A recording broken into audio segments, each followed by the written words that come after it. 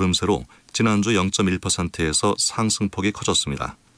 감정원은 저금리와 계약갱신 청구권, 청약대기 수요 등으로 매물 부족 현상이 지속되고 강남과 강북권 학군과 역세권 주요 단지 위주로 전셋값이 상승했다고 분석했습니다. 수도권 아파트 전셋값은 0.23% 상승으로 지난주와 같았고 전국은 0.23%로 상승폭이 커졌습니다.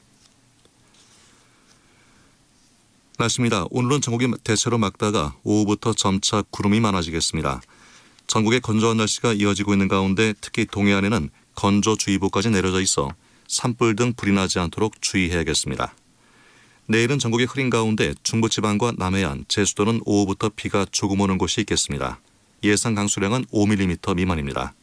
내일 아침 기온은 서울이 9도 등 전국이 3도에서 13도로 오늘보다 높겠습니다. 서울지방 현재 기온은 15.5도입니다. 아나운서 원석현이었습니다. KBS.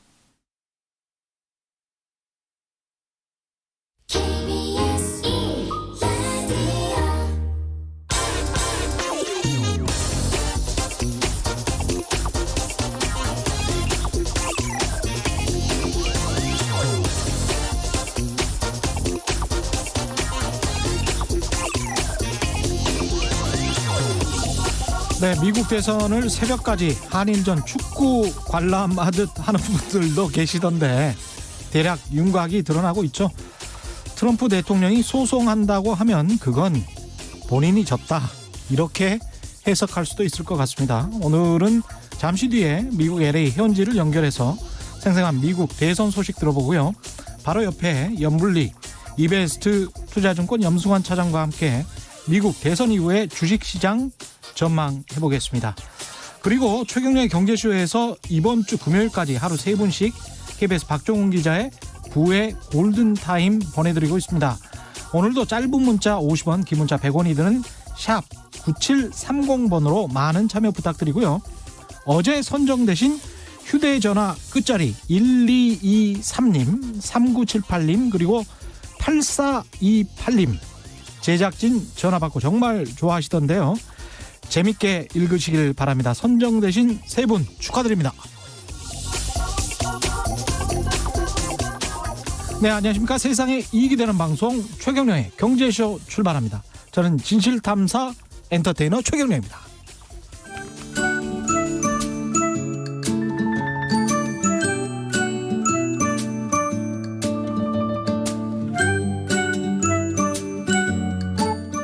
정확하고 유익한 정보만 전하겠습니다. 안 들으면 손해, 들으면 똑똑해지는 최경영의 경제쇼.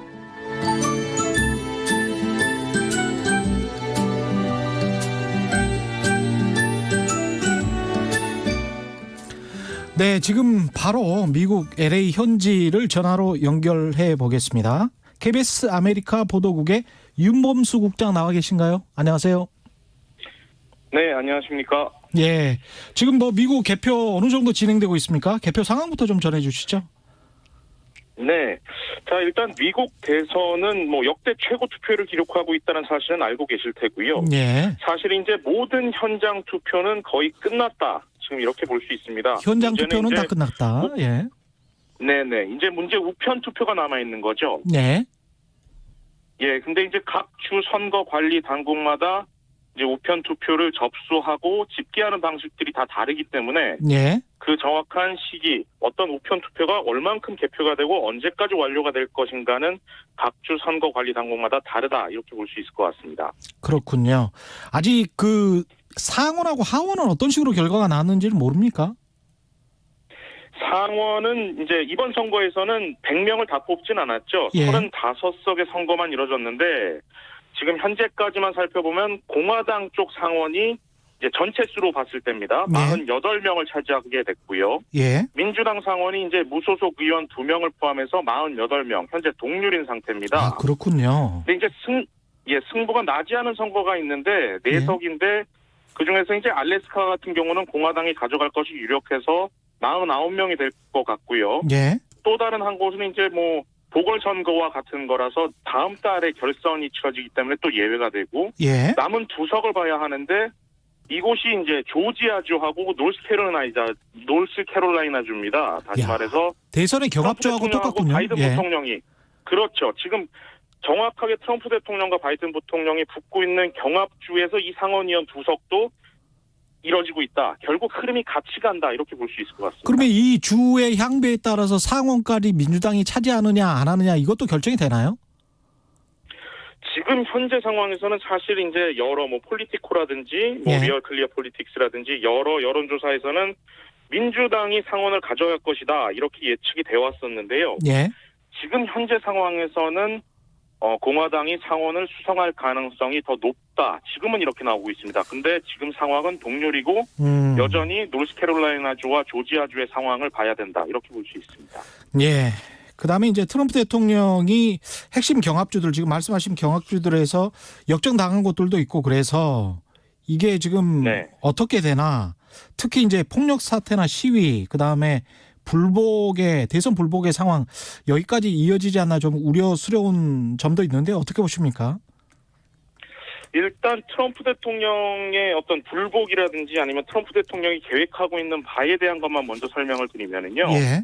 일단 이제 재검표를 요구를 하고 있는 게 있고 소송을 준비를 하고 있는 게 있죠. 예. 재검표 같은 경우는 위스콘신주인데 예. 위스콘신주의 재검표를 요구하는 건 두 가지 방향이 있습니다. 쉽게 말하면 말 그대로 표를 뒤집겠다 이런 의도가 하나가 있을 수 있고 예. 또 하나는 판을 흔들겠다 이렇게 두 가지로 볼 수 있는데 예. 일단 뒤집기로 봤을 때는 쉽진 않습니다. 왜냐하면 4년 전에도 위스콘신주에서는 재검표 논란이 있었거든요. 예. 그때 당시에도 힐러리 클린턴 후보가 0.7%포인트 차로 졌는데 재검표가 이루어졌습니다. 예. 문제는 결과가 바뀌지 않았다라는 거죠. 예. 거기에 2000년도에도 이제 저희가 아마 최 기자님도 잘 아시겠지만 플로리다주 재검표 당시에도 예. 이제 알고어 당시 부통령이 부시 후보를 500여 표까지 쫓아갔지만 결국 뒤집지는 못했습니다. 맞습니다. 예. 그러면 지금 개표 결과의 격차가 어느 정도인가를 보면 이게 뒤집힐 것인가 안 뒤집힐 것인가는 분명하게 알 수 있는 사실이고요. 예. 2535표 차이가 납니다. 예. 이 얘기는 뒤집는 표차가 아니라는 거죠. 예. 그렇다면 뒤집기의 의도가 아니라면 흔들기다. 어. 그러면 또 한편으로는 트럼프 대통령은 어떻게든 지푸라기라도 지금은 잡아야 되는 상황 아닌가. 절박함을 드러낸 것이다. 이렇게 좀 볼 수 있고요. 예. 또 다른 소송 같은 경우는 지금 이제 우편 투표 개표를 중단시키기 위한 목적인데 일단 트럼프 대통령이 이기고 있는 주거든요. 표면적으로는. 예. 그러다 보니까 지금 우편 투표는 계속 개표가 될 것이고 예. 이런 상황에서 당장 조금이라도 투표를 멈춰야 이제 본인이 리드하고 있는 상황을 지킬 수 있는 상황이니까 소송이라도 걸어야 된다. 지금은 이렇게 보는 것이 맞지 않을까 싶습니다. 지금 말씀하신 주는 이제 펜실베니아주로 말씀하시는 것 같은데요. 맞습니까? 펜실베니아주가 있고요. 예. 그다음에 조지아주가 있고 예. 노스캐롤라이나주가 있습니다. 그 세 주에 그런데 관해서는 이제 지금 소송을 준비하고 있다. 그렇습니다. 근데 이제 그나마 펜실베니아주가 가장 큰 표차로 이기고는 있는데 예. 만약에 소송을 걸지 않는다. 이렇게 되면 상황이 어떻게 될 것인가.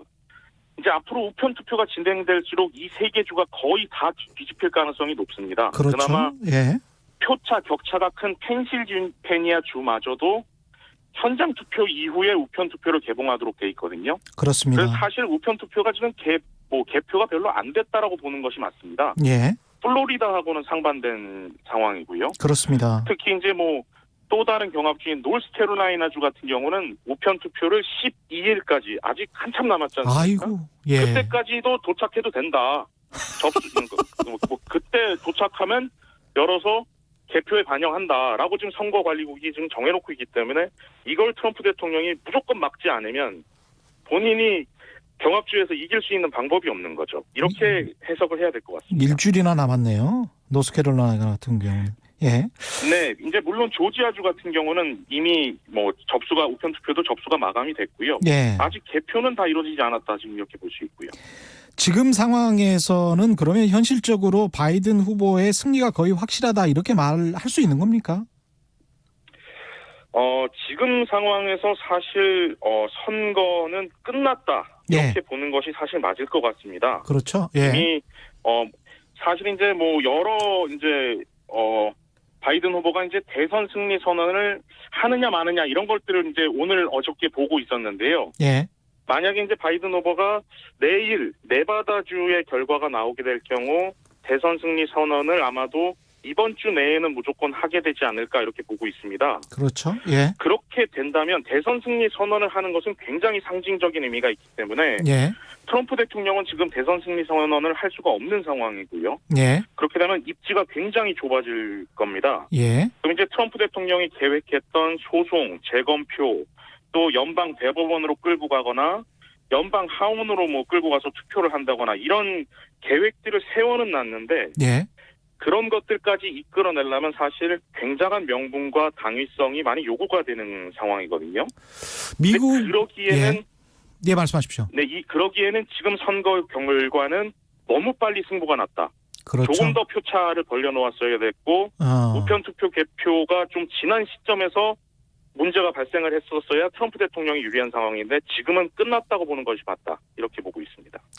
결국은 또 미국의 다른 언론사들 있지 않습니까? AP랄지 이런 것들도 확정적으로 누가 미국의 대통령이 됐다라고 그냥 발표를 해버리잖아요. 국가기관이 발표하기 전에 미국 같은 경우는. 그죠? 네, 이제 여론조사라든지 이제 AP라든지 이런 쪽을 제일 많이 확인을 하고요. 예. 어떤 이제 공화당이나 뭐 민주당이 자체적으로 조사를 하고 있는 어떤 이런 정치 데이터들도 분석을 하고요. 예. 이를 토대로 이제 발표를 하는 거기 때문에 그 자체가 뭐 아주 틀렸다 이렇게 볼 수는 없습니다. 그러면 앞으로 트럼프 대통령이 뭔가 소송으로 어거지를 쓰면서 계속 지연시키는 한두 달 동안 그런 전략을 쓸 가능성이 그래도 남아 있는 겁니까? 아니면은 많이 희박해졌다 이렇게 보십니까? 그렇게 되려면 전제 조건이 몇 개가 깔려야 됩니다. 예. 쉽게 얘기해서 일단 당장 연방법원의 우편 투표를 중단해달라는 소송을 연방지법에서 받아들여줘야 되는데 예. 그렇게 될 가능성이 일단 높지 않고요. 아. 또 항소법원으로 가도 높지 않고요. 그렇게 예. 되면 어디로 가겠습니까? 이제 연방 대법원으로 대법원으로 가겠죠. 가겠죠. 예. 그런데 이제 연방 대법원을 최근에 이제 보수화를 시키지 않았습니까? 베럿을 임명했죠. 거기까지 가려면 이제 시간이 좀 걸릴 겁니다. 아. 근데 지금 상황에서는 그렇게 소송을 끌고 가는 것마저도 어떤 제가 앞서 말씀드린 여론. 선거의 결과가 너무 빨리 판세가 지금 기울어진 상황이기 때문에 예. 어떤 명분이나 당위성을 찾기가 굉장히 어려운 시점에 놓여 있다. 지금 이렇게 볼 것 같습니다. 예, 오늘 말씀 너무 감사하고요. 지금까지 KBS 아메리카 보도국의 윤범수 국장이었습니다. 고맙습니다. 감사합니다. 예. 네.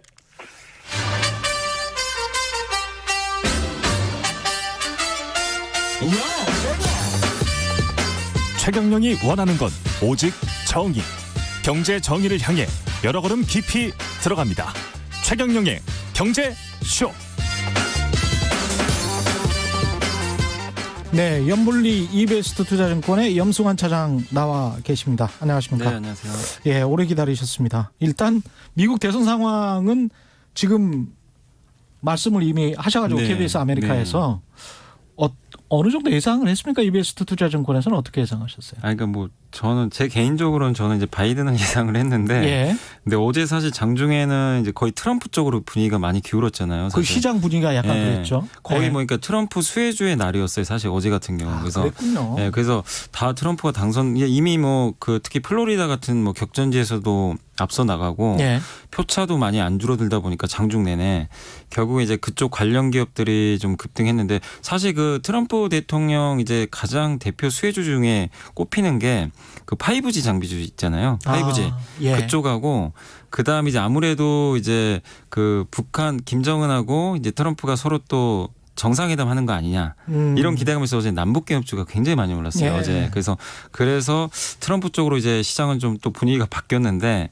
결국에 이제 어제 밤에 또 분위기 어제 새벽이죠. 예. 새벽에 분위기가 바뀌면서 오늘 시장은 다시 바이든으로 이제 다시 완전히 바뀌어 버렸습니다. 그래서 오늘은 그 신재생 에너지주 있잖아요. 아, 그래요? 예, 그 풍력이나 왜냐하면 바이든 그 후보의 최대 공약이 친환경이거든요. 그렇죠. 그래서 오늘은 또 그쪽으로 옮겨가면서 시장, 그러니까 어쨌든 오늘 코스피나 코스닥 쪽은 바이든의 당선에 결국 좀 힘을 실어주는 쪽으로 움직였던 것 같습니다. 근데 누가 미국의 대통령이 누가 되느냐에 따라서 이렇게 정치적 테마주라고 네, 할자 예. 그런 것들에 이렇게 과민 반응하고 왔다 갔다 하고 이런 거는 그렇게 좋아 보이지는 않습니다. 그냥 좋은 기업에 싼 가격에 투자하는 게 가장 최고인데요. 사실 그게 뭐 예. 그러니까 누가 됐다고 해서 꼭 뭐 더 엄청나게 이 회사가 더 성장하고 그런 건 아니거든요. 그렇죠. 그러니까 근데 이제 공약에 따라서 강도의 차이는 있어요. 사실 아까 5G도 잠깐 말씀드렸지만 트럼프 대통령이 좀 더 강력하게 좀 그걸 주장을 하고 있는 거고 예. 바이든 후보도 그걸 안 하는 건 아니거든요. 예. 그리고 만약에 이제 가장 우려했던 게 그거거든요. 트럼프 대통령은 사실 이제 화석 연료를 좀 지지하잖아요. 예. 파리 기후 협약도 탈퇴하고. 그럼 이제 많은 분들이 트럼프 대통령이 또 되면 이거 신재생 안 한다. 이렇게 또 생각하시는 분 계시는데 사실 이미 흐름 자체는 넘어갔어요. 그 신재생 에너지는 미국도 어차피 주마다 좀 다르긴 하지만 캘리포니아 같은 경우는 2035년부터 내연기관차 판매 금지 이미 결정을 했거든요. 그렇죠. 그러니까 미국이 뭐 트럼프 대통령이 된다고 해서 이걸 되돌려 가지고 내연기관차만 팔겠다. 그건 아닌데 이제 거기에 너무 이제 사람들이 그냥 그렇죠. 매몰되는 것 같아요. 그러니까 예. 너무 양분법적으로 이거다 저거다 이렇게 나누는데 사실 그게 중요하진 않습니다. 누가 되더라도 방향성 자체는 맞는 쪽으로 좀 간다고 보시면 돼요. 그러니까 트럼프가 대통령이 됐으니까 뭐 난 정유주 사겠다 이게 아니라 결국엔 전기차 시대는 오거든요. 친환경도 오니까 거기에 맞춰서 이제 기자님 말씀대로 계속 그쪽으로 그냥 그 방향 맞춰서 투자를 하시면 되는데 이제 언론이나 이런 데서 사실 보면 좀 자극적인 기사들이 되게 많아요. 마치 바이든 되면 예. 이거는 뭐 이렇게 되고. 세상이 엄청나게 변할 것처럼. 네. 근데 사실 예. 그러지 않습니다. 그렇죠. 우리 기업들은 또 예. 거기에 맞춰 잘 하니까 예. 사실 이제 결론적으로 누가 되든 간에 저는 상관없다. 예. 결국엔 우리 기업들이 잘하는 쪽, 성장하는 쪽에 계속 좀 그런 쪽을 좀 공부하셔가지고 투자하는 게 결국 좀 맞다고 생각합니다. 그렇습니다. 네. 큰 흐름으로 봤을 때는 정말 자본주의는 바다처럼 그냥 흘러가는 거니까요. 네. 너무 이 폭포처럼 막 내리쳤다가 뭐 이렇게 하실 필요는 없을 것 같고요. 예. 33 궁금하신 분들 개별 주식 그다음에 전체 시황 뭐 업종 문자 주시면은 염불리 염차장께서 상황 분석해 드리겠습니다. 3379님은 염불리 선생님 오늘 개인들이 매도했는데 이유가 이렇게 물어보셨는데요. 아니 개인 투자분들이요. 예. 그 제가 이제 보니까 데이터를 보니까 9월 달에도요. 음. 지수가 2,400에 근접하면 그때도 좀 파셨어요. 팔고 이번에 그 10월 달에 그 대주주 양도 차익 과세 논란이 좀 심했잖아요. 예. 그래서 이제 지수가 급락을 하니까 이게 예. 그 2,300으로 근접할수록 오히려 주식 비중을 엄청 늘리시더라고요. 그러니까 약간 이제 이걸 주식 용어로 박스권 매매라고 하는데 이 아래쪽 지지선에서 사가지고 위에다 파는 전략인데 그런 매매들을 많이 하시더라고요. 근데 9월에도 그랬는데 지금도 비슷한 것 같아요. 지금도 2,300에서 많이 밑에서 사놓으신 분들이 많은데 예. 지금 오늘 2,400 넘어가 버렸잖아요. 예. 그러니까 단기 매매를 좀 하신 것 같아요. 아. 2,400은 좀 약간 고점이다는 좀 인식을 가지시고. 최근에 고점이었죠, 사실. 네. 예. 그러니까 이제 자꾸 이제 그게 지금 8월부터 계속 그러거든요. 예. 8월부터 2,400, 2,250 왔다 갔다 했어요. 예. 그러니까 이번에도 2,400에서 한번 파는 게 맞는 거 아니냐. 그냥 맞고 또 내려올 거다. 예, 그렇게 생각해서 좀 매도를 한 것 같고 예. 외국인들은 이제 반대로 물량을 오늘 엄청나게 1조 넘게 샀더라고요. 정말 예. 이거 오랜만에 봤거든요. 1조 예. 넘게 사는 경우가 거의 없어요. 사실 1년에 한두 번 나올까 말까인데 외국인들이 어쨌든 이제 이 대선이 끝나다 보니까 결국 지금 원달러 환율이 되게 낮은 위치잖아요. 옛날 같으면 환율이 이렇게 낮으면 외국인들이 우리나라 주식을 안 산 적이 없었어요. 예. 근데 이번엔 유독 안 사더라고요. 예. 근데 그 이유를 알아보니까 어쨌든 뭐 그 이번에 대선에 대한 리스크가 좀 있었고 일단 이걸 보고하자 그런 좀 얘기였고 그다음 중국의 옌트그룹이라고 요즘에 좀 많이들 예. 들어보셨죠. 예. 그게 이제 거의 시가총액이 삼성전자랑 거의 동급이에요. 350조, 400조 정도 돼요. 예. 근데 그게 상장을 하면 그러니까 홍콩에 상장을 하면 외국인들 입장에서는 이게 이제 그 알리바바 자회사잖아요. 그렇죠. 그러면 이게 상장하자마자 MSCI라든가 이런 이제 주요 지수에 편입이 될 가능성이 굉장히 높아요. 그러네요. 그러면은 대신에 우리 한국물을 팔 가능성이 굉장히 높은 거죠. 상대적으로. 그랬네요. 예. 예. 그래서 그걸 노리고 이제 외국인들의 그 환율이 이렇게 좋은데도 안 샀던 배경은 저는 그렇게 보고 있는데 엔트그룹이 이제 뉴스 나왔잖아요. 예. 한 6개월 정도 아마 상장이 연기될 가능성이 높아졌어요. 그렇죠. 이게 예. 뭐 연기인지 완전 유엔지 네, 뭐 근데 그것도 불확실한 맞아요. 상황입니다. 예. 근데 예. 아예 안 될 수도 있고 예. 근데 들리는 뭐 이렇게 뉴스나 이런 거 보면 최대 최대 6개월까지도 연기될 수도 있다. 그렇죠. 그러면 6개월 동안 외국인들이 이제 그거 이제 청약을 하든 살려고 준비를 해놓은 자금이 있는데 당연히 이제 그거를 굳이 이제 거기에 투입할 필요가 없는 거죠. 그럼 당연히 다시 한국으로 돌아오는 거죠. 그러니까 거기다 이제 중국 증시의 어떤 그 불확실성 그다음에 금융당국의 맞습니다. 예. 어떤 너무나 그 관치다. 맞습니다. 그런 네. 것도 좀 봤을 거 아니에요 이번에. 네. 예. 그러니까 약간 이제 그런 규제들이 있으니까 약간 이제 외국인 입장에서 약간 하는 거죠. 그렇죠. 적극적으로 하기가. 그럼 대신에 바로 옆에 있는 또 한국이란 좋은 나라가 있으니까 예. 환율까지 유리하잖아요. 그래서 그런 게 좀 곁들여져서 오늘 좀 외국인들이 그동안의 시각을 좀 바꿔서 굉장히 좀 공격적으로 산 게 아닌가. 저는 좀 그렇게 보고 있습니다. 그러면 미 대선의 불확실성 아까 우리 저 KBS 아메리카 보도국의 윤범수 국장은 거의 바이든이 확실하다. 그리고 트럼프가 소송을 할 수 있는 분위기도 지금은 딱히 아니다. 네. 뭐 이렇게 이야기를 하고 있는 건데 네. 불확실성이 거의 사라지고 있다고 지금 봐야 될까요? 그러면? 그러니까 이게요. 그러니까 저도 이제 많은 분들이 뉴스 통해서 이거를 예상하셨을 거예요. 분명히 이게 박빙으로 가면 네. 트럼프 대통령이 소송 걸 수도 있다. 불복할 그렇죠. 거다. 예. 이제 그렇게 그 리포트도 많이 나온 게 2000년 그때 당시에 엘고 그때는 부통령이었죠. 엘고 부통령하고 부시가 붙었잖아요. 예. 붙어서 이제 부시 대통령이 이겼지만 표 차이가 거의 없었잖아요. 그래서 이제 플로리다인가요? 거기서 이제 재검표까지 갔는데 예. 그게 한 달 걸렸는데 당시에 나스닥 시장하고 다우가 엄청나게 빠졌어요. 그것 때문에. 그냥 지수가 그냥 한 달 내내 빠져버렸거든요. 예. 이제 그 트라우마가 있다 보니까 이번에도 만약에 트럼프 대통령이 이런 식으로 나와버리면 한 달간 또 이게 불확실하잖아요. 예. 그래서 빠질 거라고 생각들을 많이 하셨던 것 같은데 시장 반응은 지금 완전히 반대입니다. 아침에 그런 뉴스가 나왔는데도 불구하고 예. 아침부터 코스피 지수가 급등 출발해가지고 장중 내내 그냥 계속 상승폭을 확대했거든요. 그러니까 이거 어떻게 해석해야 돼요? 그러니까 예. 과거랑 이제 다르다는 걸 사람들이 좀 느꼈던 것 같아요. 이게 뭐냐면 그 당시에는 표차가 되게 적었고 이번엔 좀 사실 표차가 좀 있거든요. 그렇죠. 예, 있는 예. 편이고 거기다가 이제 과거에 대한 학습 효과가 좀 있잖아요. 예. 그리고 사실 사람들이 또 그걸 느끼는 것 같아요. 어차피 한 달 후든 지금이든 간에 누군가는 대통령 될 거 아니냐. 예. 그러면 재정은 풀 거고. 예. 그러니까 대통령이 누가 되든 그건 중요하지 않다. 대선이 끝나는 것 자체에 그냥 사람들이 초점을 맞춘 것 같아요. 특히 외국인들이. 그렇죠. 예. 오늘 외국인들이 1조를 그냥 샀던 거는 저는 괜히 샀다고 생각을 안 하거든요. 예. 그러니까 대선 자체가 끝났다는 그냥 불확실성을 하루에 제거했다. 1조 산 게 어느 정도 그 큰 규모입니까? 어마어마한 거죠. 이게 그래요? 1조를 파는 것도 뭐 거의 없는 일인데 예. 제가 봤을 때는 올해 들어와서 거의 지금 1조 넘게 산 거를 거의 지금 올해는 제가 본 적이 없는 것 같아요. 올해 그래요? 들어와서. 그 정도 규모군요. 왜냐하면 올해 예. 그 3월부터 예. 보셨겠지만 계속 팔았어요 주식을. 올라올 때 그 동학개미 운동이라 그래가지고 개인 투자는 열심히 예. 사셨는데 외국인 기관은 계속 팔았거든요. 음. 근데 1조 원 산 거는 거의 드물게 있습니다. 1년에 한두 번 있을까 말까요 사실. 그러면 어떻게 보면은 이게 또 다른 시작일 수도 있겠습니다. 그러니까 외국인들이 사실 그러니까 사는 이유가 되게 여러 가지가 있을 수도 있잖아요. 우리가 예. 모르는 뭐 다른 게 있을 수도 있고 일시적인 이벤트일 수도 있지만 만약에 이제 아까 말씀드린 대로 옌투그룹에 대한 이제 그런 부분에 있어서 한국을 선택했을 수도 있고 그다음 대선 불확실성 제거 그리고 저는 제가 제일 크게 보는 거는 어쨌든 원달러 환율 하락에 더 베팅을 하는 것 같아요. 아래쪽으로. 예. 왜냐하면 이제 외국인들 입장에선 당연히 달러는 더 바이든 후보가 된다면 결국엔 달러 약세가 더 기조적으로 갈 가능성이 높다라는 많은 분석들이 나오잖아요. 예. 그럼 달러가 약세로 갔을 때 달러를 갖고 있는 것보다는 당연히 신흥국에 투자하는 게 훨씬 유리하거든요. 그렇죠. 그렇죠. 근데 한국 증시가 사실 대주주 양도차익 과세라든가 여러 이슈들로 인해서 실적은 좋은데 되게 눌려 있었어요. 최근에 그렇죠. 굉장히 예. 억눌려 있었잖아요. 그러니까 가격 매력도 상당히 큰 편이고 그러니까 이런 여러 가지를 종합을 해봤을 때 외국인 입장에서는 지금 좀 이제 본격적으로 좀 들어오는 거 아닌가 네. 하는 좀 그런 생각도 좀 약간은 좀 들고 있습니다. 신민성님 대선 끝나면 폭력 사라는 염 차장님 말씀 안 듣고 그냥 폭력을 미리 사셨군요.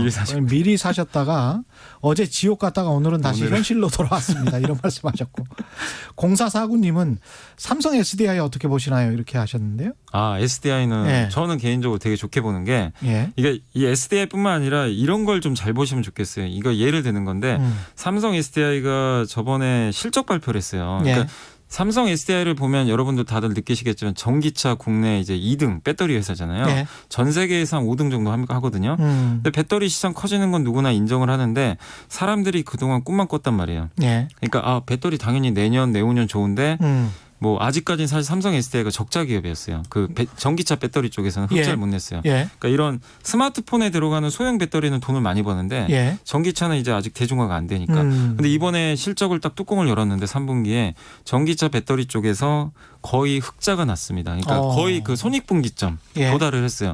그럼 4분기는 이제 본격적으로 흑자 전환하거든요. 예. 그러니까 꿈이 이제 현실화되는 거예요, 사실은. 이제 그동안 꿈만 꿨는데 근데 이런 기업들이 앞으로 계속 나올 것 같아요. 예. 그래서 여러분들이 삼성 SDI를 비싸다 싸다의 논리가 아니라 많은 분들이 성장주 투자 아까 풍력도 마찬가지예요. 예. 성장주 투자들을 정말 많이 하실 때 앞으로 체크하셔야 될 건 내가 이렇게 꿈을 꿨던 이 기업들이 숫자가 제대로 찍히는지 아까 삼성 SDI처럼 예. 그것만 검증하시면 돼요. 근데 거기서 만약에 안 찍히고 예. 뭔가 아니다. 그러면 그거는 그냥 꿈만 꾸다 마는 거예요. 그런 것들은 좀 정리하셔야 되고 SDI가 좋은 표본이 될 것 같아요. 그러니까 이런 식으로 숫자가 확실히 나온다면 예. 계속 가져가는 겁니다. 그걸 숫자가 팔 이유가 확실히 없- 나온다면. 그래서 예. SDI는 저는 계속적으로 좀 좋게 봐야 되는 종목으로 생각은 하고 있습니다. 1935님은 하나솔루션 오늘 12.3% 올랐습니다. 급등했는데 지금 들어가기엔 늦었을까요? 이렇게 말씀하셨습니다. 저는 근데 이제 신재생 에너지주들은 예. 지금 사실은 이제 2차 전지나 이런 거에 비해서 그 바이든이 될 거라는 인식 때문에 그 전부터 사실 굉장히 많이 올랐어요. 예. 그리고 어제도 미국 증시에서도 보니까요. 그 신재생 에너지주들이 바이든 후보가 거의 되는 쪽으로 결론이 났는데 주가가 급락을 해버렸습니다. 되게 의외의 상황이죠. 그러네요. 수혜주인데 예. 뭐냐면 그 바이든 후보가 이제 그 대선 전부터 한 30% 정도가 주가가 미리 올라 있었어요. 예. 그러니까 우리나라 신재생 에너지도 어느 정도 저는 그거는 좀 반영을 했다고 보거든요. 그래서 지금 단기적인 시각에서는 그냥 저는 좀 사실 하나솔루션이든 풍력이든 일부 이렇게 좀 뭐 내일도 좀 추가 올라간다면 예. 단기로는 조금 비중을 좀 줄여놨다가 왜냐하면 신재생 에너지라는 건 좀 큰 그림을 그리면서 가야 되거든요. 당장 돈 버는 건 아니에요. 사실 예. 풍력도 마찬가지고 해상 풍력 하려면 시간 되게 오래 걸리거든요. 그렇죠. 근데 그 몇 년 후 거를 지금 미리 다 주가에 반영했어요. 일부 종목들은 거의 한 10배 올라간 갭도 되게 많습니다.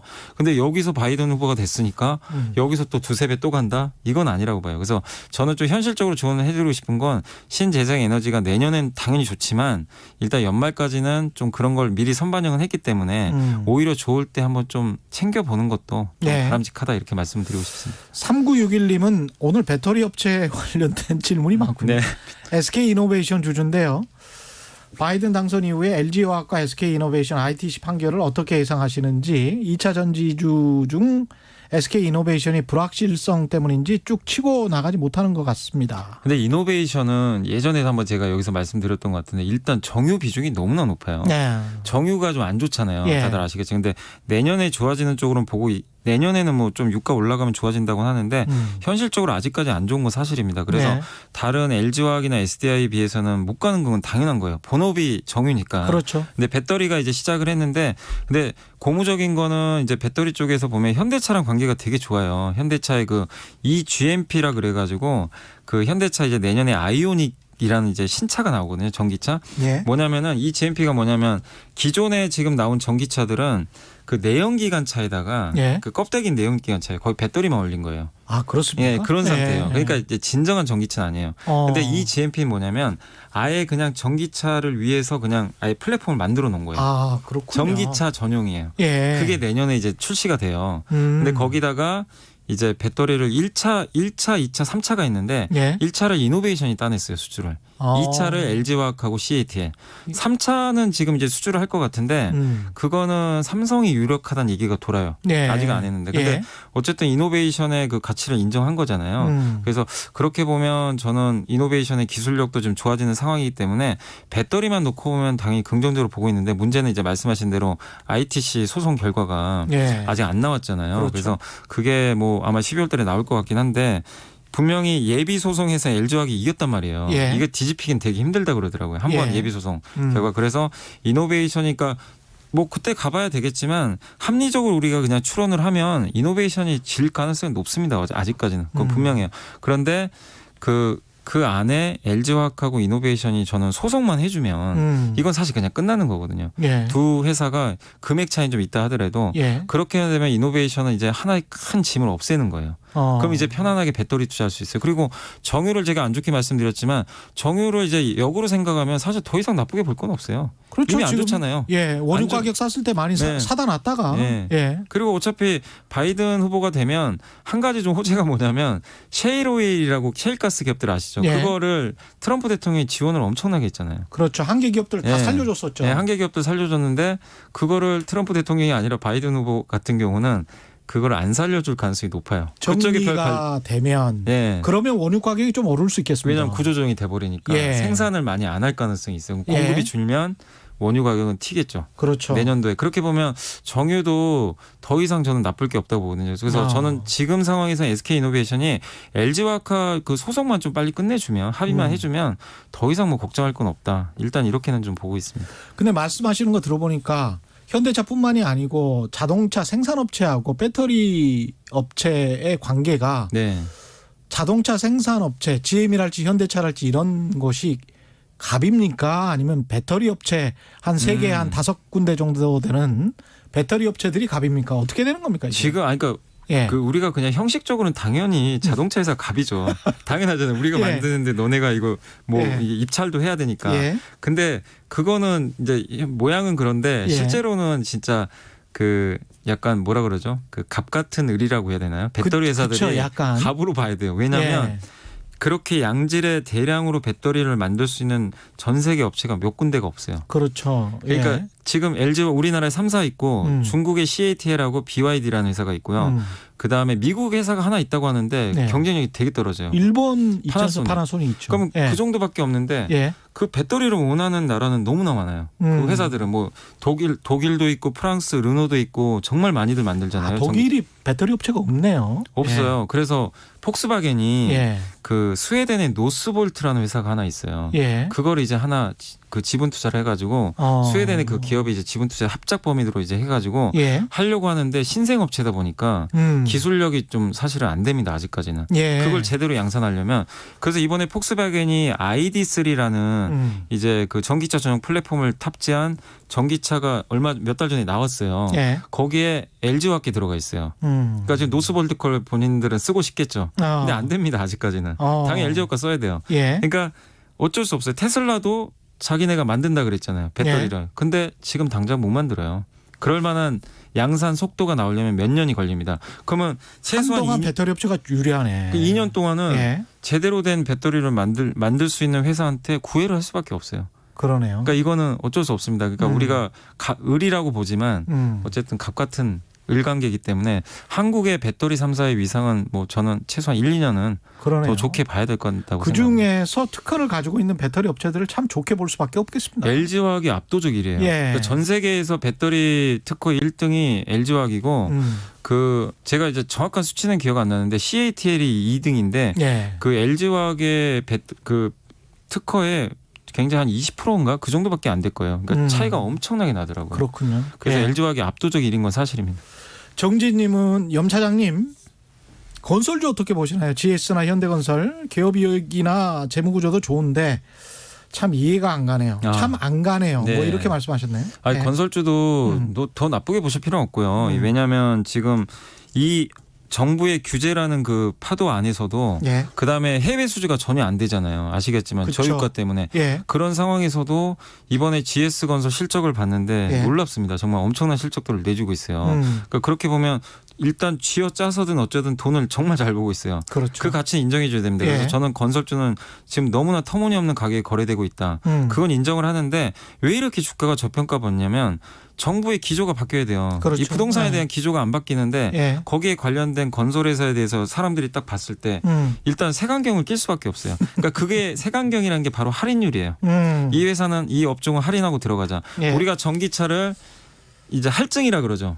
이제 그러니까 돈을 같이 벌어도 전기차에는 PER을 만약에 30배를 준다면 건설주는 PER 5배밖에 못 주는 거예요. 예. 그런 것 때문에 예. 성장이 막혀 있다. 그렇죠. 그래서 싸게 거래되는 건 여러분들이 어쩔 수가 없어요. 그거는 좀 이해하셔야 되는데 분명한 건 유동성 장세가 오고 그러면 증권주가 올라간 것처럼 내년에 당연히 저는 건설주도 충분히 좋은 밸류를 받는다고 생각은 하는데 예. 다만 이제 좀 제 개인적으로는 좀 말씀드리고 싶은 거는 건설주를 하실 때 대형 건설주는 어쨌든 정부가 재건축에 대한 규제를 되게 좀 심하게 하잖아요. 재건축 단지 같은 거. 예. 그래서 GS건설이 어떤 회사를 만들었냐면 자이에스앤디라는 소규모 주택개발 회사를 하나 만든 게 있어요. 예. 몇 년 전에. 예. 뭐냐면은 이 청년 임대주택 같은 거 있잖아요. 소규모. 예. 예, 이 역세권이나 이런데 그런 건 정부에서 규제를 풀어줘요. 오히려 더- 100억, 200억짜리 그런 프로젝트는 많이 하라 그러더라고요. 하라고 강요를 예. 그러니까 오히려 강요를 하죠. 예. 이런 거 하라고. 예. 이게 정부 정책이 예. 그리고 재건축도 소규모 재건축은 허용을 많이 해줍니다. 예, 그렇더라고요. 근데 그런 거는 GS건설이 못해요. 규모가 큰 회사. 근데 자이에스앤드는 되게 작은 회사를 할 수가 있어요. 그래서 그런 실제로 식으로 빠져나가는구나. 네, 그래서 실제로 돈도 많이 벌고 있습니다. 아. 그거 해가지고 자이S&D 그리고 예. 대림 산업에 또 자회사 대림 건설이 있어요. 예. 밑에 음. 그 회사도 소규모 주택 사업을 하거든요. 그러니까 여러분들이 찾아보시면 이 건설업종만 보면 이렇게 안까지 답답하다는 게 우리가 뻔히 하는 건설 말고 예. 그 안에서 공부 좀만 해보시면요. 밑에 자회사들이 진짜 열심히 발로 뛰는 회사들이 되게 많아요. 그런 회사들이 돈도 잘 벌고 주가 보시면 되게 또 잘 가요. 그렇군요. 그래서 예. 거기 틈새 시장도 한번 체크를 한번 해보시면 좋을 것 같아요. 예. 4745님 OLED 업체에 투자 중인데 전망 어떤가요? OLED 올해요. 그러니까 올해 그 코로나 터지고 OLED 관련주가 한번 급등했을 때 이런 얘기들이 있었습니다. 삼성이 중소형 OLED 투자도 많이 할 거고 대형 지금 LG 디스플레이가 OLED TV 만들잖아요. 네. TV용. 근데 삼성은 QD OLED라고 그 대형 TV를 한다고 했었어요 예전에. 근데 투자가 자꾸만 미뤄지는 거예요. 예. 그래서 주가들이 엄청나게 빠졌습니다. 사실 어. 투자를 안 했는데 저번에 삼성전자 실적 발표할 때 이제 공식적으로 언급을 했어요. 대형 QD OLED 내년에 투자한다고 언급을 했습니다. 그래서 예. 대형 패널 쪽에 관련된 기업들은 여러분들이 이제 걱정은 너무 하지 마세요. 다만 중소형 이 스마트폰에 들어가는 중소형 쪽은 아직 정확하게 얘기를 안 하고 있어요. 예. 그게 A5라는 이제 그 공장인데 그 충남 아산에 있거든요. 네. 거기서 설비 투자를 해줘야 돼요. 그래야 중소형 OLED에 특화된 장비나 소재가 주들이 예. 반응을 하는데 예. 그쪽에 있는 기업들은 아직은 저도 알 수가 없어요. 삼성이 언제 할지. 근데 디스플레이 쪽은 우리가 뭐 10년 동안 겪어봤지만 중국산에 워낙 밀려가지고 네. 이게 계속 가능합니까 경쟁력이? LCD는 힘들죠 당연히. LCD는 힘들고. 힘든데 예. OLED는 아직은 삼성하고 LG가 꽉 잡고는 있어요. 대형은 당연히 LG고 예. 중소형은 압도적으로 삼성이 1등이잖아요. 그렇긴 그래서 하죠. 중소형 예. 이번에도 그 애플에 납품도 했고 LG도 들어갔어요 이번에. 그 중국 애들이 아직 못 만드는 거죠? 아니요 그걸? 만들고는 있어요. 만들고는 있습니까? BOE가 예. 중국의 BOE라고 LCD 예. 지금 1등 예. 회사죠. 그 회사가 이번에 애플에 납품을 하려고 그랬어요. 예. 근데 퇴짜 맞았어요. 예. 수율이 안 돼가지고 기술이 안 돼가지고. 근데 무서운 건 뭐냐면 그 중국 기업들은 이제 그러니까 중국의 그 BOE 같은 기업들은요 이게 불량품이 많이 나오잖아요. 예. 그럼 우리나라의 회사들 같은 경우는 다 비용 처리해야 돼요. 그 적자를 감내해야 됩니다. 예. 그러면서 해야 되는 게 LED 디스플레이가 그래서 힘들었는데 중국은 정부에서 보조금을 많이 준대요. 그리고 불량품이 나오면 그 예. 약간 블랙마켓이라고 예. 이걸 또 이런 불량품들을 처리해주는 시장이 되게 크대요. 예. 그럼 BOE 입장에선 이게 손해를 볼 수가 없는 거예요. 그냥 넘기면 돼요. 이 블랙마켓 같은데. 예. 그래서 나중엔 결국 따라올 가능성이 있습니다. 그래서 기자님 말씀대로 몇 년 후에는 OLED도 분명히 굉장히 무서워질 수가 있어요. 따라잡힌다. 근데 지금 중국에. 1, 2년은 예. 아닙니다. 예. 아직은 기술력은 뒤처지는데 그거는 우리가 좀 나중엔 좀 체크를 해봐야 될 것 같아요. 진짜. 2241님 카카오뱅크가 시장 가치가 10조라는데 앞으로 기존 은행주들 장기로 별로인가요? 지금 배당률은 참 좋은데. 배당 좋은. 예. 저는 은행주를 장기 투자하는 건 아닌 것 같아요. 왜냐하면 성장은 못 해요. 은행주 장기 투자는 진짜 아닙니다. 그거는. 근데 배당률이 뭐 시가 배당률이 지금 뭐 5% 네. 그렇잖아요. 그러니까 저는 예. 은행주를 지금 연말에 배당 주잖아요. 예. 저는 지금은 사라고 해요. 예. 제 고객분들한테도 예. 사실 물어보시면 은행주 내년 상반기까지 보고는 괜찮다. 예. 왜냐하면 일단 바이든 후보가 대통령이 되면 일단 우리 흔히 말하는 대로 금리가 올라갈 가능성이 좀 높습니다. 금리가 이제 왜냐하면 그 미국이 민주당 위주로 좀 갈지는 모르겠지만 예. 이 바이든 후보의 이제 공약 중에 하나가 대규모 재정 정책이에요. 그렇죠. 재정을 풀면 달러는 약세로 가고 그렇죠. 당연히 이제 채권 금리가 튀거든요. 채권 가격이 떨어지면서 예. 결국 그렇게 되면은 금리가 올라갈 때 당연히 수혜받는 건 은행주잖아요. 대표적으로. 예. 근데 미국의 금리가 오르면 이상하게 우리나라 금리가 안 올라도 이게 한국의 은행주가 당연히 한국 금리 따라가야 되잖아요. 안 예. 그래요. 미국 금리 따라다녀요. 참 그것도 되게 아이러니해요. 되게 예. 희한한 건데. 예. 근데 주식시장이 그렇게 움직이니까 그렇죠. 그거 예. 볼 수밖에 없어요. 그래서 그렇게 보면 내년 상반기까지는 저는 은행주는 나쁜 건 아닌데 예. 문제는 아까 카카오뱅크 말씀하셨지만 지금 그 카카오뱅크가 신용대출 3위까지 올라왔어요. 1등이 KB, 2등이 신한이에요. 저 깜짝 놀랐습니다. 그 데이터 보고.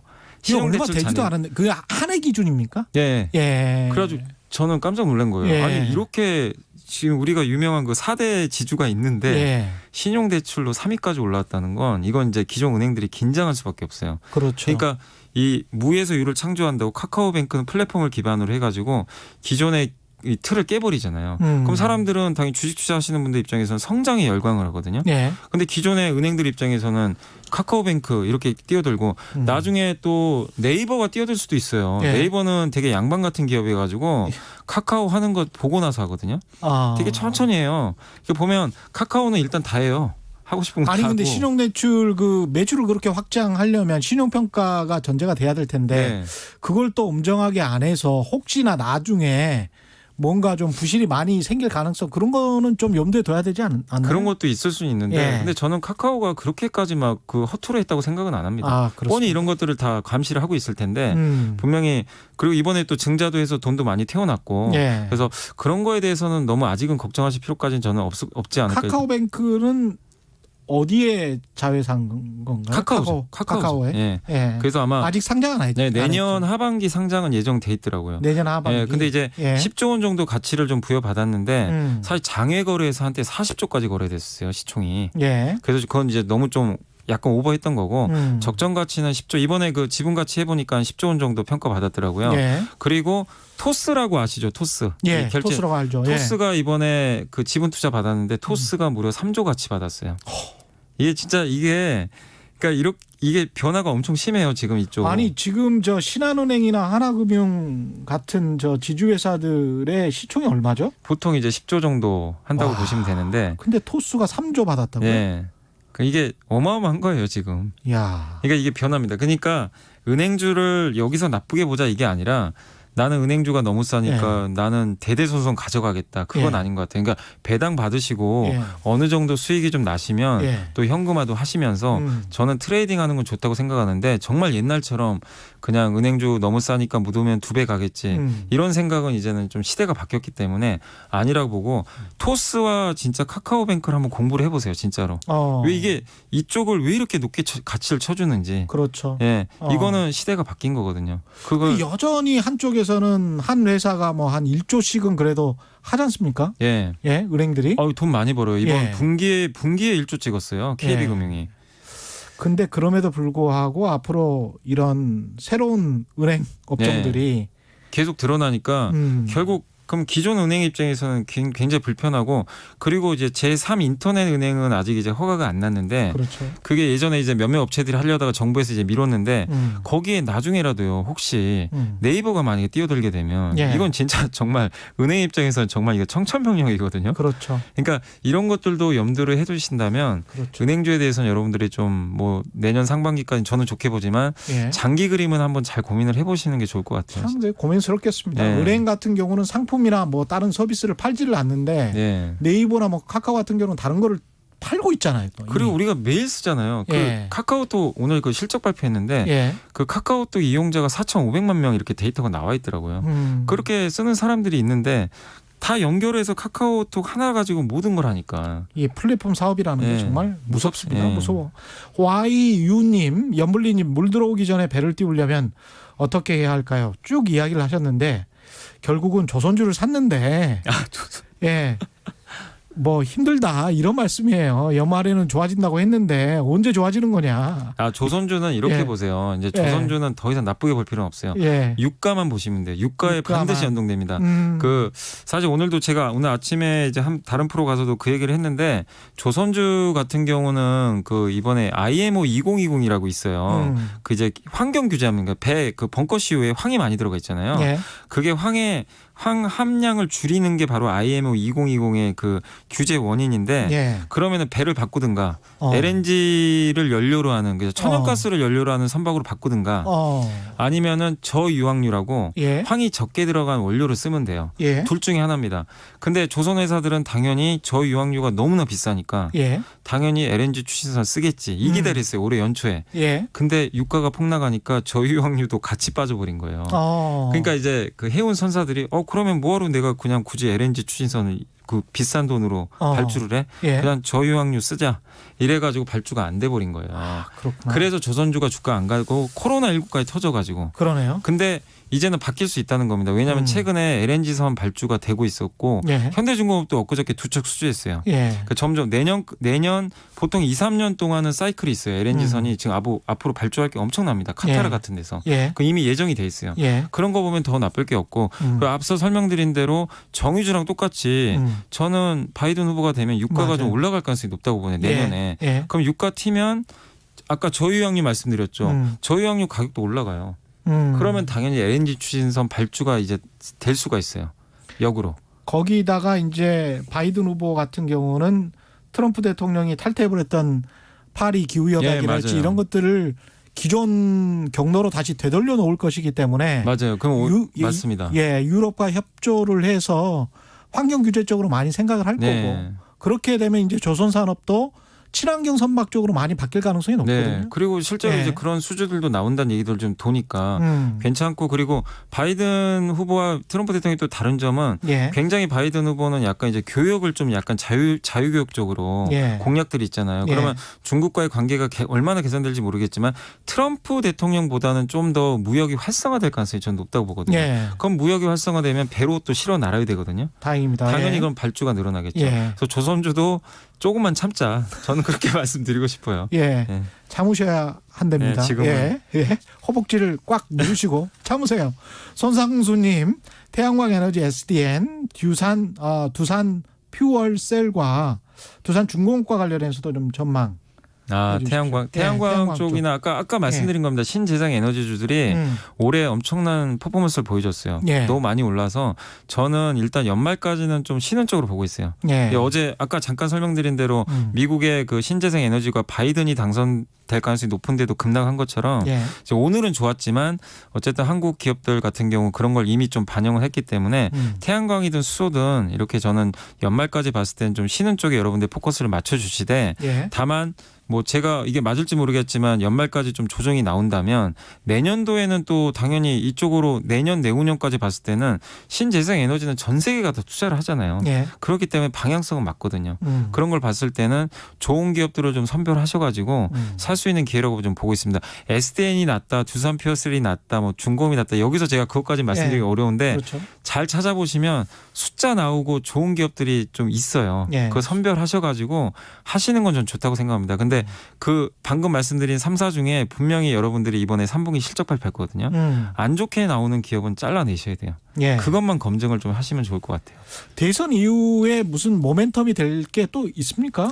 대선 이후에는 예. 사실 이렇게 주목할 만한 모멘텀들은 큰 건 없고 예. 사실 이제 오늘 FMC가 열리거든요. 예. 근데 아마 좀 밋밋할 것 같아요. 사실 예. 이제 대선도 이렇게 바이든 쪽으로 좀 되는데 근데 이제 그거는 좀 생각하시면 좋을 것 같아요. FMC가 지금 뭐 이번에는 뭐 금리 인하다 뭐 그런 거는 전혀 없을 거예요. 그런데 그렇겠죠. 만약에 바이든 후보가 당선이 돼가지고 아까 말씀드린 대로 금리가 어느 정도 올라가면 예. 이 연준 입장에서는 좀 부담될 수가 있어요. 이게 경기가 안 좋은데 금리까지 터버리면 예. 다시 또 한 번에 뭐 더블 디 우려가 좀 나올 수도 있는 거니까. 예. 근데 YCC라고 일드 커브 컨트롤이라고 많이 들어보실지 모르겠는데 연준이 이제 채권 그 매입이나 이런 걸 통해 가지고 그 금리를 조절하는 거죠. 그렇죠. 그러니까 예전에는 양적완화 이런 거는 장기 금리만 이제 어떻게 보면 조절하는 건데 예. 수익률 곡선. 네. 예. 근데 FMC가 YCC를 하는 목적은 단기 금리라든가 이런 것들을 이제 적절하게 금리가 너무 튀면 눌러버리고 예. 그런 것들을 할 가능성이 굉장히 높습니다. 근데 이번 FOMC에서 만약에 그런 게 나와주면 예. 저는 되게 그 연준의 의지가 명확하게 나온다고 보거든요. 아, 금리 더 이상 올리기 싫어하는구나. 예. 맞겠구나. 그러면은 그것만 확인이 확실히 돼버리면 더 이상 이제 나올 악재가 없는 거예요. 그러니까 경기는 내년에 좋아질 거고 예. 돈은 풀렸죠. 예. 연준은 금리 올라가면 위에서 막을 가능성이 굉장히 높아졌고 그러면 그러면 자산 시장으로 계속 돈 들어와요. 그러면 올 연말 내년 뭐 상반기까지는 계속 주식시장 좋을 거다 이렇게 전망하시는 거예요? 그리고 예. 아까 엔트그룹이 뭐 최대 6개월까지 상장 연기될 가능성이 높다고 말씀드렸잖아요. 만약에 그 시나리오로 가면 최소 6개월 동안은 외국인들이 굳이 중국에 투자할 만한 뭐 그런 게 없어요. 그럼 아시아 증시에서는 한국을 주목하게 된다. 네, 상대적으로 또 저평가돼 있고 예. 수급적으로도 되게 유리하기 때문에 예. 저는 어쨌든 좋게 보고 그리고 제가 제일 악재로 봤던 게 어쨌든 양도 차익 과세 3억인데 예. 그게 어쨌든 해결이 돼버렸잖아요. 10억으로 기존 유지가 예. 됐죠. 그러니까 예. 2년 동안은 2022년까지 이제 더 이상 세금 이슈가 없어요. 그래서 다 사라졌습니다. 투자 심리가 되게 좋아져요. 그렇게 보면 이제 연말 내년 초 상반기까지는 좀 시장을 여러분들이 좀 위쪽으로 보고. 그럼 증권사들의 고객 잔고나 이런 것들도 지금 계속 그 비슷합니까? 굉장히 아직 유동성이 많이 넘칩니다. 많이 넘칩니다. 여전히. 예. 많은 분들이 염 차장님 별명을 염불리가 아니고 이제 염파고라고. 연파고. 예, 뭐. 알파고. 알파고가 아니고 염파고다. 모르는 게 뭐냐. 뭐 이렇게 오늘도 질문의 반도 소개를 네. 못했는데요. 다음에 또 나오셔서 네. 더 자주 나와 주십시오. 네, 알겠습니다. 오늘 말씀 감사합니다. 지금까지 이베스트 투자증권의 염승환 차장과 함께했습니다. 고맙습니다. 네, 감사합니다. 네. 최경련의 경제쇼 여기까지고요. 저는 KBS 최경련 기자였습니다. 내일 4시 5분에 다시 찾아뵙겠습니다. 지금까지 세상이 이익이 되는 방송 최경련의 경제쇼였습니다. 고맙습니다.